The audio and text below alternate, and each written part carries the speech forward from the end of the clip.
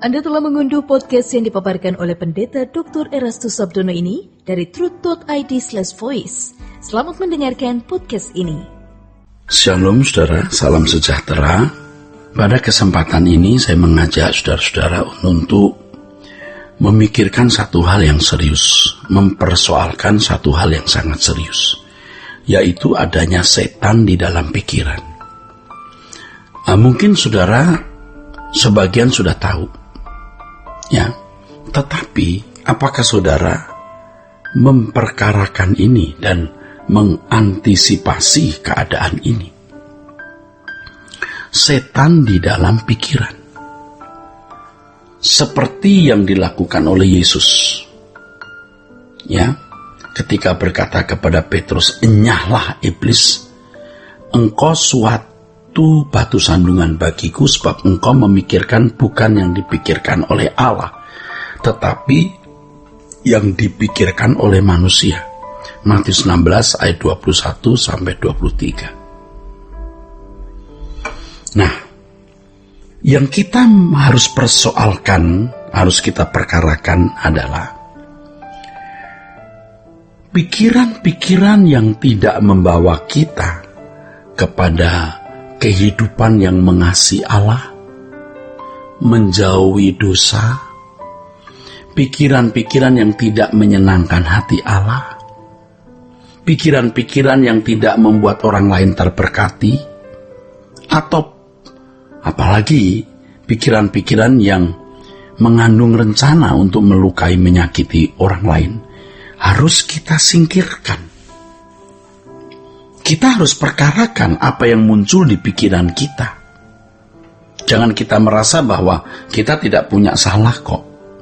Ya, memang belum ditelorkan, ya, belum diekspresikan dalam bentuk tindakan, tetapi masih dalam pikiran. Ya, Anda memikirkan lawan jenis secara tidak senonoh, itu pun juga bisa merupakan dosa. Dan itu bisa berseliweran di dalam pikiran kita. Apalagi kalau melihat suatu kejadian, melihat film, mendengar suatu percakapan, atau katakanlah impuls atau rangsang dari luar. Jika impuls atau rangsang itu salah, atau sesuatu yang tidak baik terinput di dalam pikiran kita melalui mata dan telinga, wah, itu pasti membangun pikiran. Dan pikiran itu bukan pikiran yang sesuai dengan kehendak Allah. Nah, kita harus memperkarakan, kita harus mempersoalkan. Makanya harus ada waktu di mana kita tidak banyak bicara.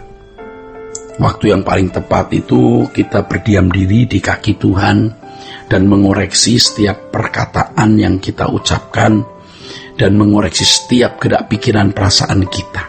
Nah, itu efektif. Roh Kudus pasti akan memberitahu. Tapi hal itu hanya menjadi stimulasi saja. Maksud saya bukan hanya pada waktu kita berlutut di kaki Tuhan kita mengoreksi pikiran kita. Tetapi sepanjang waktu, setiap saat, kita harus memeriksa pikiran kita. Ya, kalau ada hal-hal yang Tuhan tidak berkenan, harus kita buang. Jangan berpikir itu tidak bisa dilakukan. Nah, ini penipuan terhadap diri sendiri. Kita bisa melakukan. Apakah kita membuangnya atau tetap menyimpannya? Seperti begini, saudara. Kalau Anda berjalan di tempat gelap, Anda bisa takut, bukan? Tetapi Anda takut atau berani tergantung Anda. Tergantung kita. Ya, tentu pengalaman-pengalaman seperti itu sudah dialami oleh banyak orang, saudaraku. Dan ada hamba Tuhan yang mengajarkan ini dari pengalaman hidupnya yang panjang, ya. Bagaimana waktu muda dia melewati kuburan di tengah malam. Wah, itu pelajaran mahal untuk hamba Tuhan itu yang bisa dibagikan kepada kita.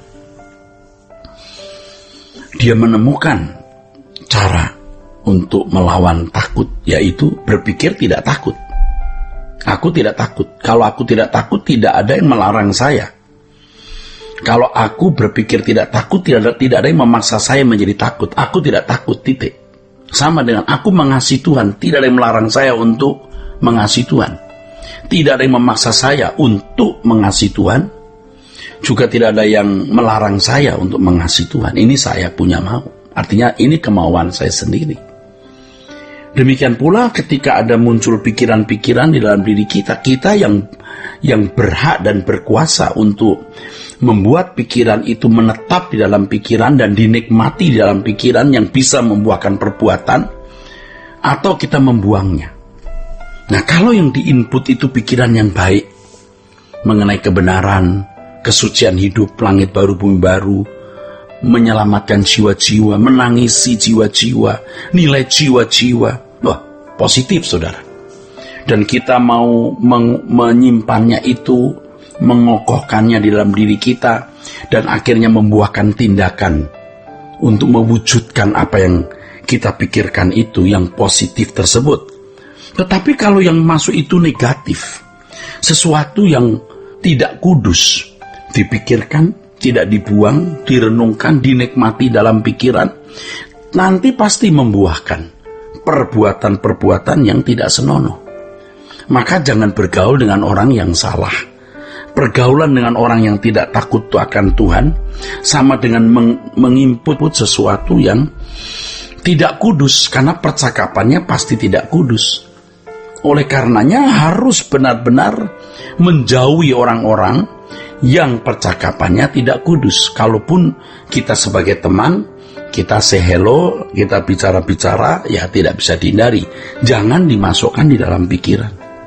Kita harus mempersenjatai diri dengan sikap resisten terhadap segala sesuatu yang tidak kudus yang masuk pikiran kita. Canda-canda yang jorok, jangan ikut terlibat di dalamnya. Jangan. Saudara, film yang tidak patut ditonton, yang bisa merusak pikiran kita, jangan ditonton.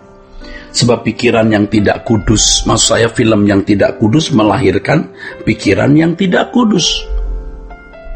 Ya, melahirkan pikiran yang tidak kudus. Kalau saudaraku sekalian, gadget yang sekarang ini di tangan banyak orang, wah itu banyak data-data yang merusak pikiran, banyak isian maksud saya, ya konten ya, yang merusak kesucian hidup, memasukkan hal-hal yang najis dari apa yang ada di dalam gadget. Tetapi di gadget juga bisa ditemukan kebenaran-kebenaran yang mengubah, seperti Truth ID. Nah, itu bisa menguduskan pikiran, memberi masukan-masukan yang baik. Saudara, Petrus dihardik oleh Yesus. Enyah iblis. Yang diusir itu apanya? Pikiran Petrus yang tidak sesuai dengan pikiran Allah. Karena apa yang tidak sesuai dengan pikiran Allah itu menjadi batu sandungan Tuhan. Artinya Tuhan tidak bisa mengubah, Tuhan tidak bisa menyempurnakan hidup seseorang yang menyimpan pikiran-pikiran yang tidak sesuai dengan kekudusannya. Tuhan memberkati saudara sekalian. Sola Gracia.